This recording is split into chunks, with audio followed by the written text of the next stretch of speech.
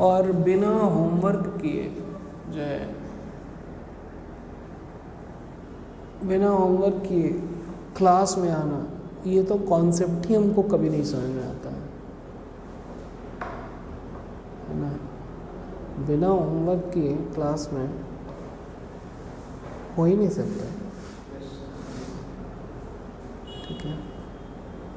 चंदन sir को तो हंसी आ जाता है, मतलब कि होमवर्क नहीं किया और आया है, मतलब कर क्या रहा था घर में, तो उनके सिलेबस से ही बाहर है, ठीक है।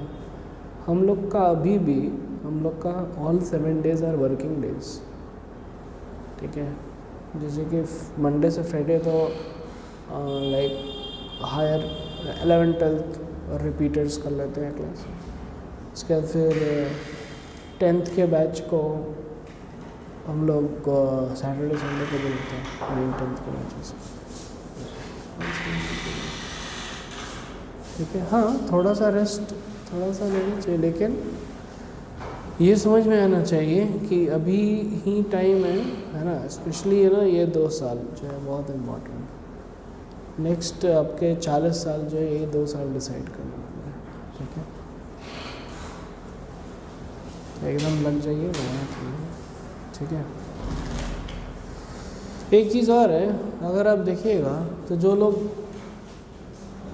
क्रैक नहीं करते हैं, क्या वो टाइम हो गया क्या,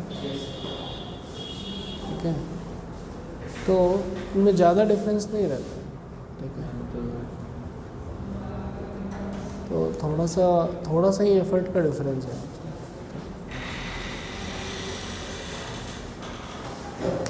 चलिए ये वाला क्वेश्चन कंप्लीट कर लेते हैं, ठीक है।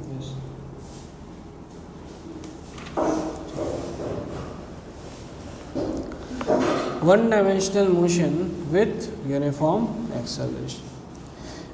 As we have discussed in article 6.3 that equations like v is equal to u plus at etc. can be applied directly with constant or uniform acceleration, ठीक है। ध्यान में रखिएगा, कांस्टेंट एक्सेलरेशन या फिर यूनिफॉर्म एक्सेलरेशन होगा तो उसी के लिए ये लगेगा, समझ में आया। जब यूनिफॉर्म एक्सेलरेशन है तब, एक्सेलरेशन जब वेरिएबल हो गया तब फिर ये नहीं लगेगा। Further, in one-dimensional motion, all vector quantities, displacement vector and acceleration, can be treated like scalars by using sign convention method. In this method, one direction is taken as positive and the other as negative, and then all the vector quantities are written with paper signs या फिर proper science होगा। In most of the cases will take the following sign convention, ठीक है। तो क्या होता है कि भैया आप या तो यहाँ पे देखो क्या है, ऊपर पॉजिटिव ले रहा है और इधर जो है ना राइट साइड में पॉजिटिव ले रहा है, ठीक है। लेकिन ये 100% ज़रूरी नहीं है, आप जो है चाहो तो इधर भी पॉजिटिव ले सकते हो और नीचे भी पॉजिटिव ले सकते हो। इस पे ASTC रूल लागू नहीं है? क्या है ASTC rule? All symbols, all silver कब सा कुछ था, एग्जैक्टली भी याद नहीं आ रहा है। ओ अच्छा, वो आप ट्रिग्नोमेट्री का बोल रहे हो, हाँ है ना, जिसमें ऑल देखिए पहला क्वाड्रेंट में ऑल पॉजिटिव रहेगा, है ना, वो वाला ना, नहीं वो तो दूसरा चाहिए, अलग चीज़ है, ठीक है ना।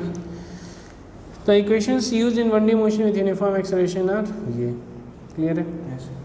इन अवर इक्वेशन यू हो गया इनिशियल, ये हम लोग ऑलरेडी आप लोग 9th 10th में किए हो गए, है ना। ये हो गया इनिशियल वेलोसिटी, वी हो गया वेलोसिटी एट टाइम टी, ये हो गया कांस्टेंट एक्सेलरेशन, ठीक है ठीक है ठीक है, ये सब हो गया, क्लियर है। अब देखिए यहाँ पे क्या लिखा हुआ है, एस टी, ठीक है ना। तो ये क्या है, डिस्प्लेसमेंट इन द टीएथ सेकेंड, ठीक है। तो टी सेकेंड तक क्या हो गया था displacement, u t plus half at a square, clear है क्या। टी सेकेंड तक, और t-1 सेकेंड तक कितना हुआ था, u t-1 plus half a t-1 का होल स्क्वायर, क्लियर है क्या। यस। तो इसमें इसको माइनस कीजिएगा तो आपको क्या मिल जाएगा, डिस्प्लेसमेंट इन टीएथ सेकेंड, क्लियर है क्या। यस। जो कि ये आ जाता है, समझ में आया। यस। क्लियर है क्या?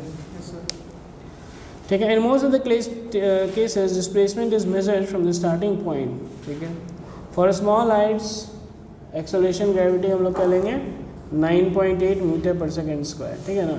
अगर बहुत ज़्यादा हाइट है तो फिर acceleration due to gravity change हो जाएगा, क्योंकि स्पेस में जो है तो ग्रेविटी ही नहीं लगता है. क्लियर है क्या? One dimensional motion with constant acceleration can be observe in the following 3 cases.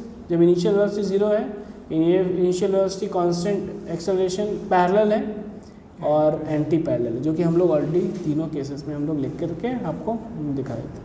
First 2 cases motion is only accelerated. ठीक है. In the third case motion is first retarded. ठीक है. तो अब देखो इनिशियल वेलोसिटी 0 है तो क्या हो जाएगा, है ना. अब यहाँ पे दिख रहा है ना. अगर इनिशियल वेलोसिटी 0 है तो जिधर भी एक्सेलरेशन होगा उधर ही चल दिया यार, 1D मोशन हो गया.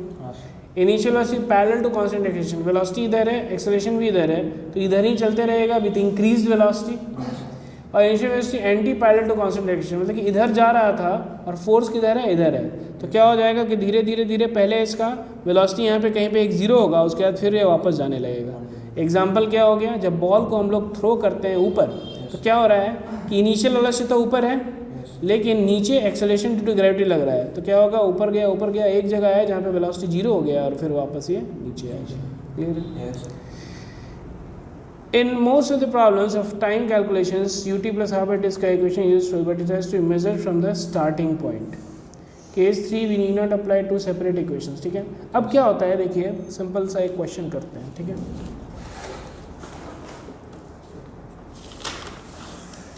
जैसे कि फॉर एग्जांपल ये एक टावर है. ठीक है ना.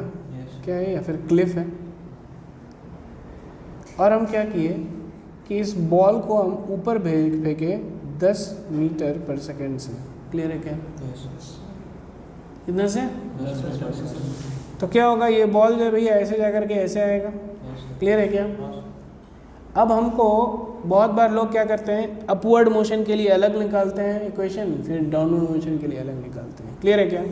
लेट अस से कि ये हाइट था कितना इसका 100 मीटर इस क्लिफ का. ठीक है ना. हमको फाइंड आउट करना है कि इसका वेलोसिटी क्या होगा बॉल का जब ये 50 मीटर नीचे आएगा. समझ में आया? तो ये था स्टार्टिंग पॉइंट. क्लियर है क्या? तो बताओ ऊपर पॉजिटिव लें कि नीचे पॉजिटिव लें, जल्दी बोलो.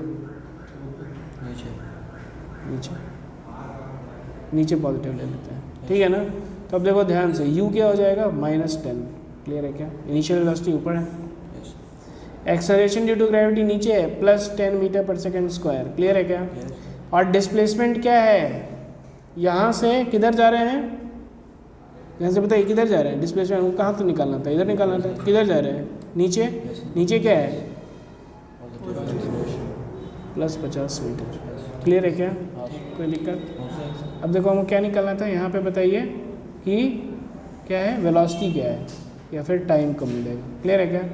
तो यहाँ पे वेलोसिटी क्या है, सीधे v² = u² + 2 × a × s कर दीजिए. v² = u², 10 × 10 + 2 × a, 10 × 50. क्लियर है क्या? 100 + 500 × 1000. क्लियर है क्या? v हो जाएगा √1100 मीटर पर सेकेंड. समझ में आ रहा है कि नहीं? ये समझ लो.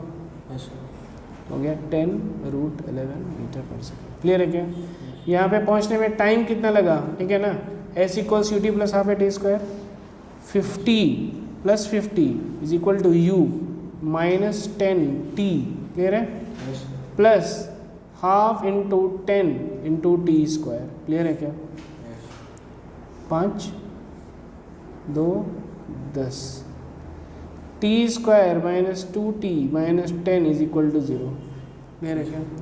t कितना हो जाएगा, -b 2 ± √b² 4 - 4ac + 40/2a 2 2 ± √44/2. Clear है क्या? 1 ± √11. ठीक है. -1 - √11 नहीं हो सकता क्योंकि टाइम नेगेटिव आ जाएगा. 1 + √11 सेकेंड. क्लियर है क्या? समझ में आया? तो आपको क्या करना है, ये समझ में आया है ना. केवल आपको देखना है कि भैया डिस्प्लेसमेंट वगैरह जो है ना अकॉर्डिंगली देख लेना है, ऊपर या नीचे जो भी आप पॉजिटिव रखोगे कोई दिक्कत नहीं है, आंसर सेम आएगा. क्लियर है क्या? और देखिए ध्यान से, अगर हम देखेंगे कि डिस्प्लेसमेंट इज़ यहाँ पे, ये हो गया डिस्प्लेसमेंट 50 मीटर, मानिए कि हम लोग जो है ना 10 मीटर ऊपर, ठीक है ना, तो इसके लिए क्या हो जाएगा, s is equal to -10 metre होगा। क्लियर है क्या? यहाँ पे आपको 2 टाइम मिलेगा, एक है ऊपर वाला जाने वाला टाइम, एक है नीचे वाला टाइम, क्योंकि ut plus half it square ना, है ना, क्वाड्रेटिक है ना ये, तो 2 टाइम मिलेगा ना, ऊपर वाला नीचे वाला। क्लियर है क्या? कोई दिक्कत नहीं है ना? और ये दोनों टाइम मिलेगा, बोलेगा कि बताओ दोनों का प्लस क्या है, तो T1 प्लस T2 क्या होता है, -b/2a प्लस माइनस b तो -b/a, याद है क्वाड्रेटिक में, वैसे हम लोग निकाल लेंगे। ठीक है, चलिए आप लोग को क्वेश्चन हम टिक कर देते हैं। तो ये हो गया यहाँ तक, 1 2 ही क्वेश्चन।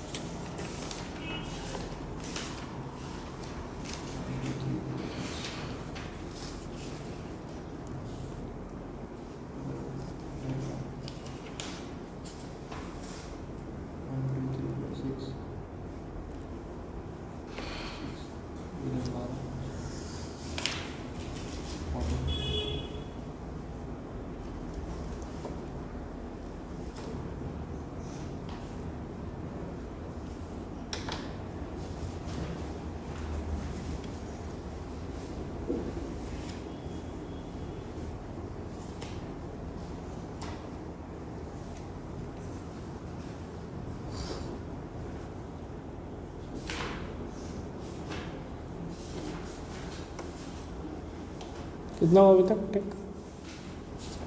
1 2 3 4 5 6 7 8 9 10 और 2 10 4 पाँच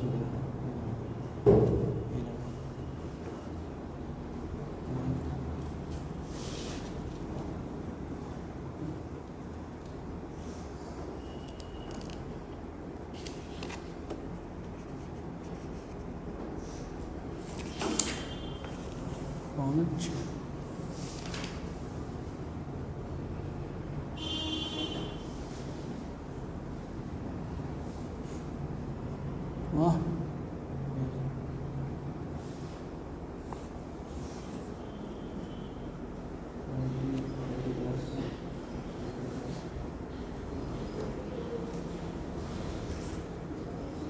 कितना हुआ?